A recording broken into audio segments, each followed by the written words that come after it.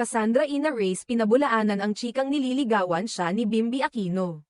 Sa gitna ng mga espekulasyon na kumakalat online at sa ilang showbiz circles, tuluyan ng nilinaw ni Cassandra Ina Reyes ang tunay na ugnayan nila ng bunsong anak ni Chris Aquino na si Bimby Yap. Matagal nang usap-usapan sa social media at ilang blind items ang umano'y panliligaw ng binatilyo kay Cassandra, ngunit ayon mismo sa dalaga, walang katotohanan ang mga haka-hakang ito. Sa isang panayam ng isang showbiz reporter, diretsahang tinanong si Cassandra kung may namamagitan ba sa kanila ni Bimby o kung nanliligaw nga ba ito sa kanya. Hindi nagpaligoy-ligoy ang dalaga at agad nitong sinagot, "No," sabay ngiti na tila ba amused pero klaro sa kanyang sagot.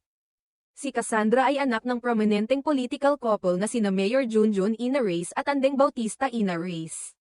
Sa kabila ng kanyang high-profile background, nananatili siyang grounded at tahimik lang sa isyu ng kanyang personal na buhay.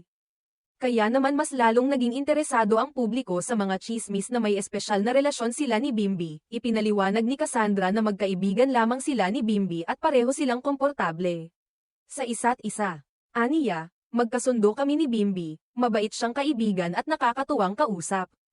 Pero hanggang doon lang talaga, walang ligawan na nagaganap sa pagitan namin.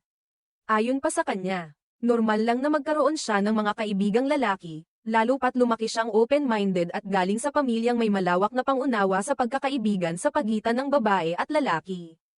Sa kabila ng pag-amin na wala silang romantic connection, hindi naman itinanggi ni Cassandra ang kanyang pasasalamat sa pagiging mabait sa kanya ni Chris Aquino, ang ina ni Bimby. "Very grateful po that Tita Chris likes me like that. Thank you. It's really an honor that she said so much about me. I don't know what to say except I'm really flattered," ani Cassandra. Wala pa mang kumpirmasyon kung paano nagsimula ang mga chismis tungkol sa dalawa. Marami ang naniniwala na ito ay bunsod lamang ng ilang beses nilang pagkalat ng mga litrato sa social media kung saan pareho silang present sa mga gatherings o events. Kadalasan ay may mga mutual friends din.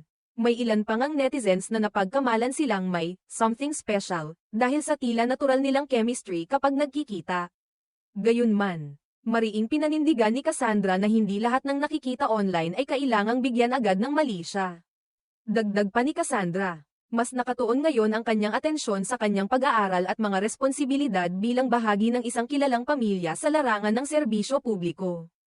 Hindi raw niya prioridad sa ngayon ang pagkakaroon ng love life at mas ginugugol niya ang oras sa kanyang personal growth, pamilya, at mga adhikain. Sa panahon ngayon kung saan mabilis kumalat ang chismis lalo na sa social media, pinili ni Cassandra na tumugon sa isyu ng may dignidad at kapayapaan. Hindi man niya kailangang magpaliwanag. Nais lamang niyang linawin ang lahat upang matapos na ang espekulasyon at hindi na ito lumala pa. Sa kanyang payapa ngunit matatag na pahayag, ipinapakita ni Cassandra Ina Reyes ang kahalagahan ng katapatan at respeto sa kapwa, lalo na sa panahon ng usap-usapan.